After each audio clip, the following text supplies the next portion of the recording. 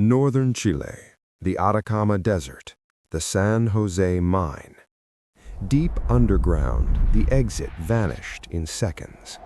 33 men were trapped far below the surface. The world expected the worst, but what followed was remembered as a miracle.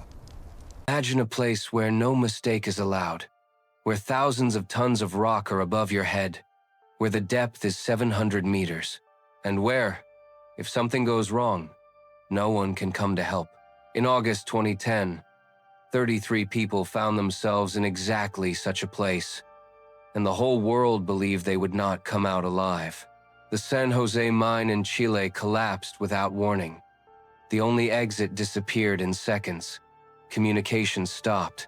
Dust filled the air. Silence followed the kind of silence that usually means the end. On the surface, experts spoke honestly. The chance of survival was extremely low.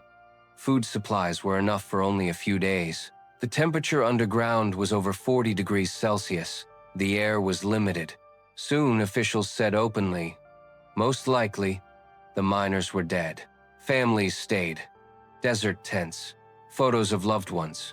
And they called this place Camp Hope. Every day began the same way. No news, no guarantees, no answers, but with prayer. Underground, the miners were facing the truth. They understood one thing clearly. Panic would kill them faster than hunger. So they chose discipline. They selected a leader. They created strict rules. They divided the food equally, just a few spoonfuls per person each day. No exceptions. No special treatment. Everyone was equal. Days began to blend together. The heat never stopped. Weakness grew. Time lost its meaning, and that was when they began to pray. At first, quietly, then out loud, then together. Some of them had never considered themselves religious. But when everything familiar disappears, a person is left alone with what they truly believe. They did not pray for miracles. They prayed to survive one more day, to keep their minds clear, to not lose hope.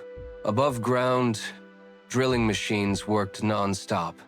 No one knew if anyone was alive below.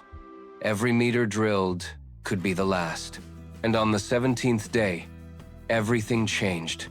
When the drill was pulled back up, there was a note attached to it. Short, simple, but more powerful than any report. We are well. There are 33 of us. The world stopped for a moment. The miners were alive. But the relief did not last long. Everyone understood. Weeks underground were still ahead, and there was no room for mistakes. Below the surface, the miners grew weaker. Their bodies were exhausted. The mental pressure increased.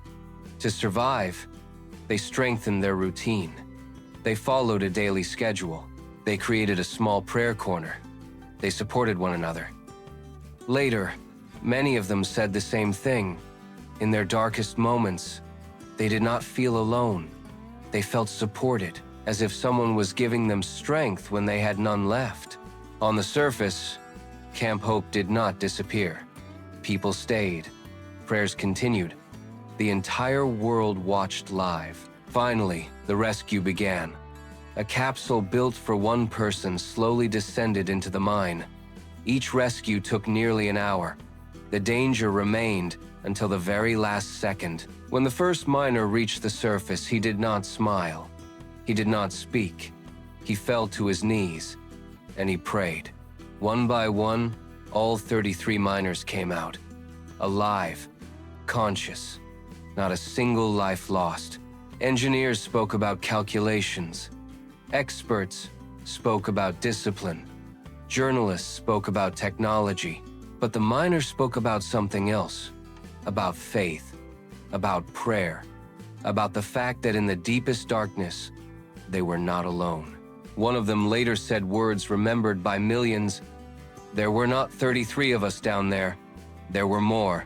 This story entered history as one of the greatest rescues ever recorded. But for those who spent 69 days underground, it was more than a rescue.